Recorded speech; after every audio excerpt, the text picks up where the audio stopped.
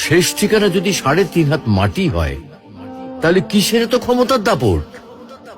ভোর ৫টায় মৃত্যু, সকাল ৬টায় জানিয়ে দেওয়া হবে মাইকে, ৮টায় শেষ গোসল করানো হবে, ৯টায় তোমাকে নতুন কাপড়ে সাজানো হবে, জোহরের নামাজের পরে তোমার আলিশান বাড়ি থেকে বের করে নিয়ে যাওয়া হবে, ২টায় তোমার জানাজার নামাজ পড়ানো হবে, ২:৩০টায় তোমাকে কবরে নামিয়ে ফেলা হবে।